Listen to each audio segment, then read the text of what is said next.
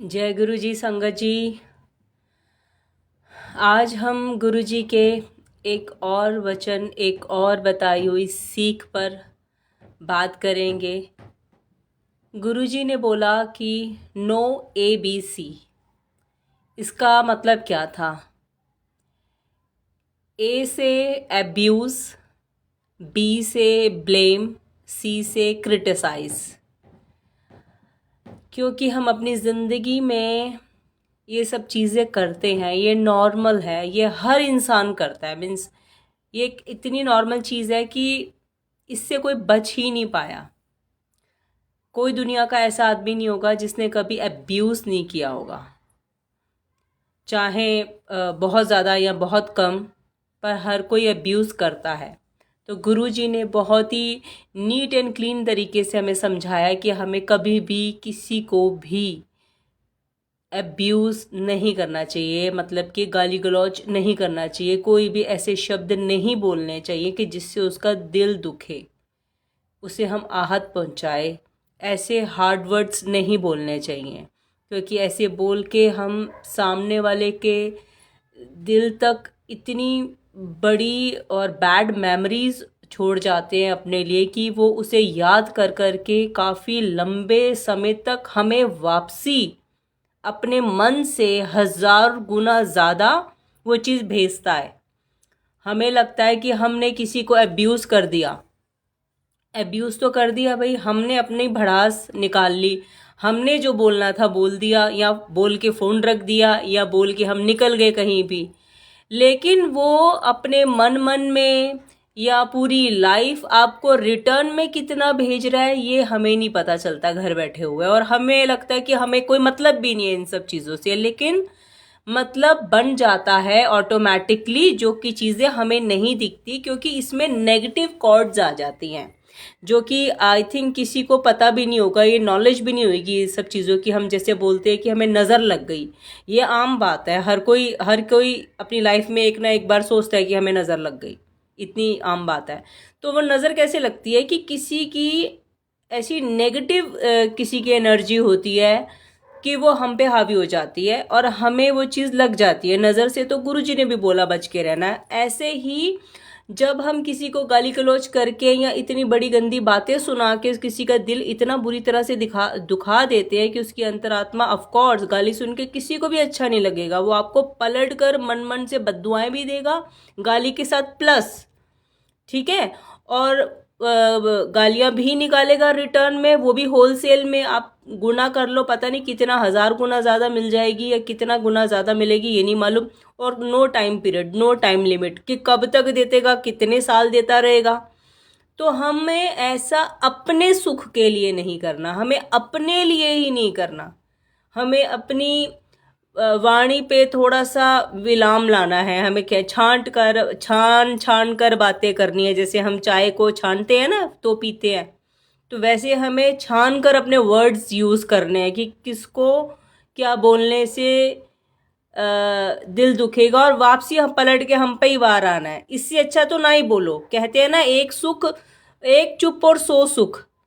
तो ये मंत्र अपने लाइफ में अपनाइए। ये लाइफ का इतना बड़ा मूल मंत्र है कि कई बार ऐसी चीज़ें हो जाती है हमारी लाइफ में कि सामने वाले को इतना गुस्सा चढ़ा हुआ है और हमने और दो बातें बोल के उस सिचुएशन को इतना हाइपर कर दिया और जवाब दिए बिना हमारी जुबान चुप नहीं रहती, तो हमारी वजह से सिचुएशन और बिगड़ गई। क्योंकि हमें अपनी ईगो प्यारी है, हमें अपनी सेल्फ रिस्पेक्ट, हाँ सेल्फ रिस्पेक्ट को हम फिर भी साइड पे करते हैं। ईगो, इंसान की ईगो बहुत बड़ी चीज़ है।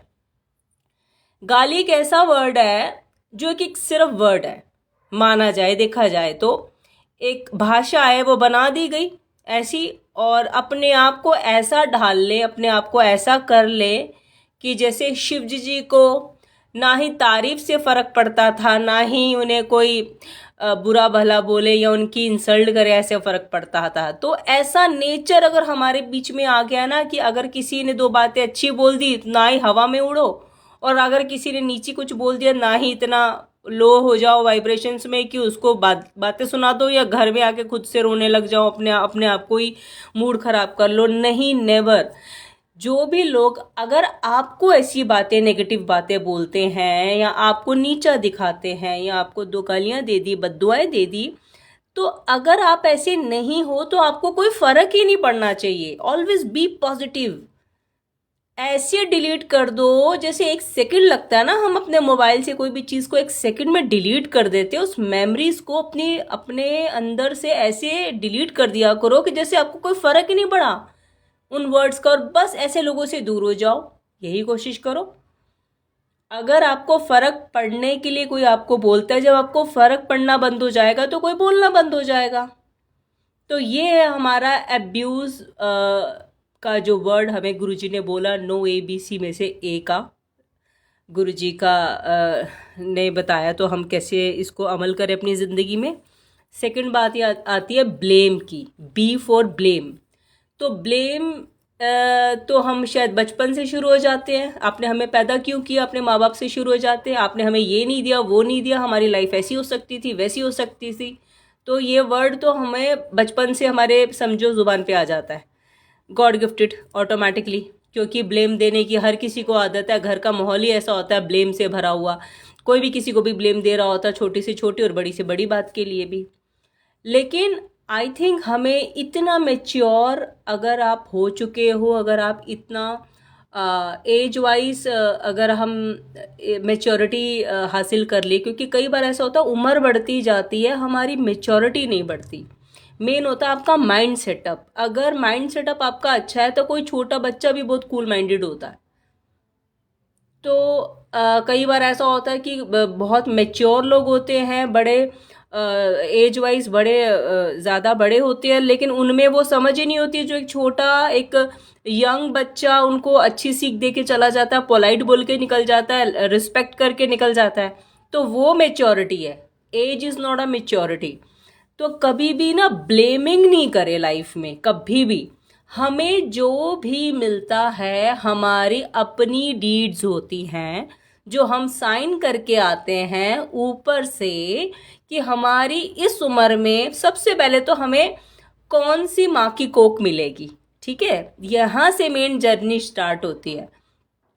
हमारे कर्मास के अकॉर्डिंग हमें माँ मिलती है, माँ की कोख मिलती है। हमने किस माँ के ज़रिए जन्म लेना। कोई किसी के घर का माहौल ऐसा होता है अपने बच्चे को बचपन से ही गालियाँ देना सिखा देते हैं, और किसी के घर का माहौल होता है कि अपने बच्चे को बचपन से ही वो ऐसी ऐसी चीज़ों में ढाल देते हैं कि बचपन से ही बच्चे बड़े बड़े सिंगर बन जाते हैं, बचपन से ही बच्चे इतनी नॉलेज वाले बन जाते हैं, बचपन से उनमें डिसिप्लिन होता है, या भगवान की वो कितनी कथाएं बोलने लग जाते हैं। तो ये तमीज़ तहजीब हमें बचपन से ही, जिस घर में जन्म लिया वहीं से हमारी जर्नी स्टार्ट होती है।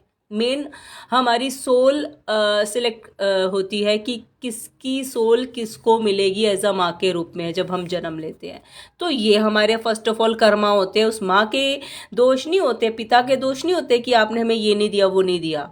ये हमारे दोष होते हैं। हम अपने कर्मों से उस घर में जन्म लेते हैं फर्स्ट ऑफ ऑल। तो ये बात कभी भी नहीं बोलनी।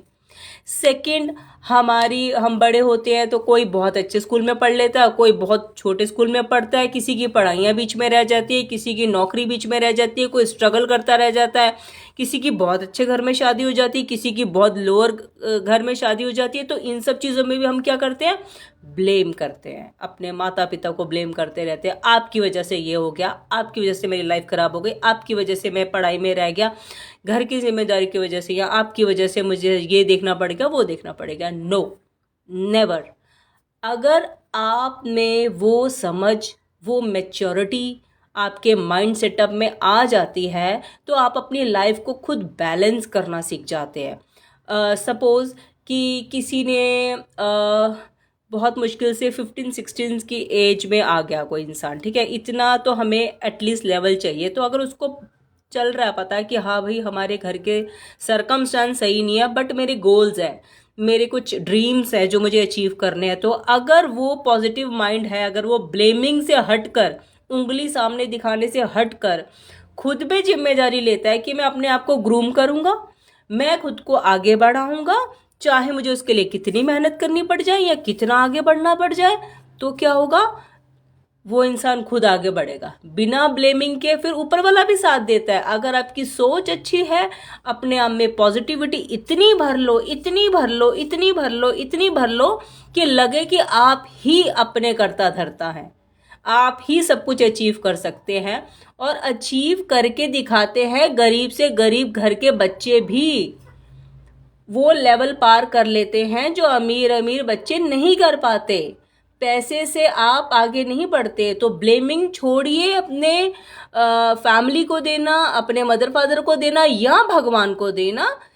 अपनी गोल्स अपने आप अचीव करिए, अपने टारगेट्स लाइफ के खुद बनाइए, अपने आप को आगे खुद बढ़ाइए। अपने आप जो ड्रीम्स आप देख रहे हैं, एक पहले तो देखिए, देखने भी बहुत ज़रूरी है। ड्रीम्स देखिए, फिर उस पर खरे उतरिए, फिर उसको अचीव करिए। और अपना कर्मा क्लेंस करते जाइए। कर्मा आपका हर 6 महीने में बदलता है। तो अगर हम आज से ठाने कि हम कुछ अच्छी चीज़ें अपनी लाइफ में ऐड ऑन कर लें, जो कि निष्काम भावना से हम करना शुरू कर दें, एनिमल्स की सेवा करनी शुरू कर दे, किसी बुजुर्ग की सेवा करनी शुरू कर दे, ब्लाइंड्स आश्रम में चले जाइए या आप वृद्धाश्रम में चले जाइए, किसी की दुआ ले लो, किसी का साथ दे दो, किसी को प्यार से बात कर लो। मतलब कि आप सेवा ना सिर्फ पैसों से नहीं कर सकते, यही सिर्फ जरिया नहीं होता। अगर आपके पास पैसे नहीं है तो आप कई तरीके हैं।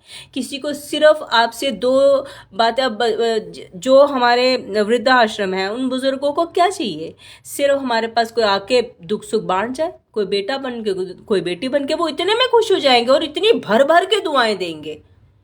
तो क्या हो गया, आपके लाइफ के 2 घंटे अगर आपने किसी बुजुर्गों के साथ बिताए तो आपने भर भर के झोलियां भर भर के कमाई ले ली, अच्छी दुआएं ले ली। क्योंकि वो लोग तरसते हैं अपने अपने बेटा या बेटी से मिलने के लिए, इस तरह के रिश्ते बनाना चाहते हैं वो। ब्लाइंड्स आश्रम चले जाइए, उनकी लाइफ देखिए, आपके लाइफ में ब्लेम्स खत्म हो जाएंगे। उनके पास तो आंखें ही नहीं है, जन्म से अंधे हैं, किसी चीज़ को ब्लेम नहीं देंगे आप। अनाथ बच्चों के पास चले जाइए जिनके इन्होंने कभी माँ बाप ही नहीं देखे, उनके साथ टाइम बिताइए, ब्लेम्स खत्म हो जाएंगे लाइफ के। एबनॉर्मल चाइल्ड पे चले जाइए, उनकी हालत देखिए। 25-25, 30-30 साल के लड़के हैं जो अभी भी पैड डालते हैं, अपना खुद से वो अपने आप को संभाल नहीं सकते, पैडिंग में उनका सारा स्टूल होता है। तो ब्लेमिंग्स खत्म हो जाएंगी लाइफ से। तो आप ये ऐसे कुछ रास्ते हैं जो निष्काम भावना से अगर आप जाते हैं, बिना शोर मचाए कि जी मैं तो यहाँ जा रहा हूँ, मैं वहाँ जा रहा हूँ, मैं तो बहुत अच्छा हूँ जी, मैं ये करता हूँ, नो, नेवर। आपको चुपचाप अपने आप को पता होना चाहिए और भगवान को पता चलना चाहिए। ऐसा शेड्यूल बनाना चाहिए, ऐसी निष्काम भावना की आपकी सेवा होनी चाहिए कि आपके दूसरे हाथ को भी नहीं पता चलना चाहिए, आपके दूसरे पैर को पता नहीं चलना चाहिए कि एक पैर कहाँ की ओर जा रहा है। तो देखिए, करिए। अच्छा, ये समझ के भी नहीं करना कि मैं करूँगा तो मेरा कुछ अच्छा हो जाएगा। निष्काम भावना से, लाइफ टाइम के लिए सोच के, तो देखिए आपकी लाइफ से और ब्लेम्स खत्म कर दीजिए। किसी को भी ये नहीं बोलना कि आपकी वजह से ये हुआ। हमेशा रिस्पेक्ट करिए अपने पेरेंट्स की कि थैंक यू, आपकी वजह से मैं इस जन्म में आया, थैंक यू, मुझे एक मौका मिल रहा है मनुष्य के रूप में, ये सोच का, ये समझ का कि मैं अपनी लाइफ को, अपने कर्मास को बदल सकता हूँ। तो थैंक्स बोलना शुरू करिए, ब्लेम की जगह thanks thanks thanks thanks thanks add कर दीजिए। क्योंकि आपको अगर सब कुछ ही मिल जाएगा तो कुछ लेने की वो जज्बा ही कहाँ होगा, बैठे बिठाए तो वो खैर बहुत हाई लेवल है जिनको मिलता है, लेकिन कुछ पाने का भी एक जज्बा होता है ना, एक ग्रीड होनी चाहिए अचीव करने की। तो वो तभी आएगी जब हम खुद से कुछ करेंगे। और हम किसी पे उंगली उठाने से अच्छा किसी को ब्लेम करने की वजह से कि तुम्हारी वजह से ब्लॉक कर जाए, ये वो, बस निकलो and go and achieve your dreams. तो ब्लेमिंग ख़त्म हो जाएगी लाइफ से, ठीक है। और जिनकी गलत शादियां हो जाती हैं वो भी कर्मास हैं। अपने अपने फैमिली में अपना बेस्ट दीजिए, डू योर ओन कर्मा, किसी को ब्लेम मत करिए। कोई क्या कर रहा है, कोई क्या नहीं कर रहा, आपको फ़र्क नहीं पड़ना चाहिए। आपको एक बेटर इंसान बनना, आपको एक अच्छा इंसान बनना, आपको भगवान देख रहा है। आपको किसी को जवाब नहीं देना, किसी के आगे सच्चा नहीं बनना, किसी के आगे अपनी रेपुटेशन नहीं बनानी। सब बुरा बोल रहे हैं जी, ओके एक्सेप्टेड। कुछ कोई गलत बोल रहा है, ओके एक्सेप्टेड। भगवान देख रहा है। जब आप सब कुछ भगवान के आगे छोड़ देते हैं तो भगवान अपने आप बदले लेता है। आपको बोलने की जरूरत नहीं पड़ती। चिक चिक के चिल्ला चिल्ला के कोई किसी को सच्चा साबित नहीं कर सकता। तो एक्सेप्टेंस में आ जाइए, ब्लेमिंग को डिलीट कर दीजिए अपनी लाइफ को, और अपनी लाइफ में गोल अचीव करने के लिए अपने आप में इतनी पॉजिटिविटी, पॉजिटिव लोग, पॉजिटिविटी और पॉजिटिव वीडियोस, ऐसी पैशन आना चाहिए आपको किसी भी चीज़ को लेके, कि जो भी चीज़ में आप ब्लेमिंग कर रहे हैं, जिस भी चीज़ को लेके, उसी चीज़ को अपना वो समझिए अपनी लाइफ का लक्ष्य और आगे बढ़िए। तो थर्ड नंबर पे आता है क्रिटिसाइज। हम क्रिटिसाइज करते हैं एक दूसरे को, अरे भाई ये देखो भाई, इतना तो इसकी किस्मत में था नहीं, इसको मिल गया। तो हम हर किसी को डाउन दिखाना चाहते हैं। चाहे हमारे एक ह्यूमन नेचर में होता है कि हम जल्दी से किसी की तारीफ नहीं पसंद करते करना, और स्पेशल उस चीज़ में जहाँ पे हमारा कंपैरिजन होने लग जाए। आप किसी को अच्छा अगर कोई कर रहा है तो उसे अच्छा बोलना सीखिए। और सेकेंडली ये आता है कि बहन भाइयों में ही बड़ा सा वो होने लग जाता कंपटीशन, और माँ बाप अगर एक बच्चे को ज़्यादा प्यार करे तो दूसरा को लगता है कि भैया हमें प्यार नहीं मिलना, तो उसे वो क्रिटिसाइज, वो आपस में बहन भाइयों की आपस में वो खराब हो जाता है, एक रिश्ता खराब होने लग जाता है, तो एक दूसरे को क्रिटिसाइज करने लग जाते हैं। ये नहीं करना। अपना आपका जो भी कॉम्पिटिटर हो, जो भी आपको लगता है कि आपसे ऊपर या आपके लेवल का है, तो कोशिश करिए म्यूट बटन अपने मुंह का बंद करके सीखिए।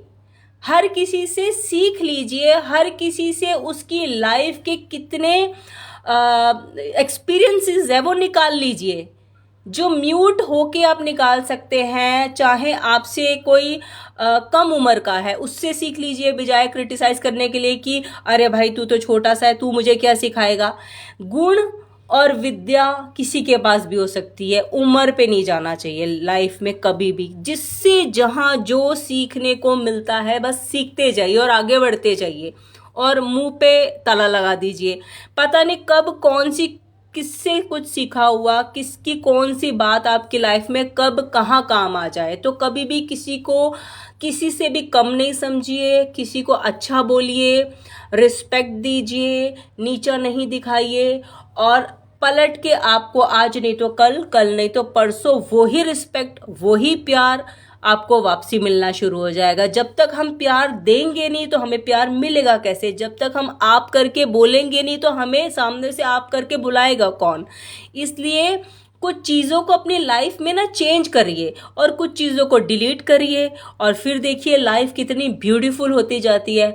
आगे बढ़ते रहिए और गुरु जी के वचनों पे चलते रहिए, और हर कदम पे, हर एक श्वास पे, हर एक काम में जाते हुए कि गुरुजी गुरुजी गुरुजी गुरुजी और गुरुजी ऐड कर लीजिए, क्योंकि गुरुजी हर चीज़ में आपको इतनी गाइडेंस देते जाएंगे, हर चीज़ में आपका हाथ पकड़ के आपको आगे बढ़ाते जाएंगे, आपको खुद ही नहीं पता चलेगा। क्योंकि गुरुजी का वर्ड अपने आप में इतना पावरफुल वर्ड है कि एक बहुत गरीब घर की लड़की थी, उसने गाड़ियों के पीछे बस लिखा हुआ पड़ा था 3 से 4 या 5 बार जय गुरुजी जय गुरुजी जय गुरुजी, जो कि हम संगत ने कईयों ने पढ़ा होगा।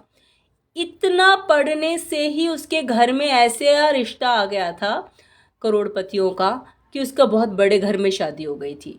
तो गुरुजी का नाम कितना बड़ा है।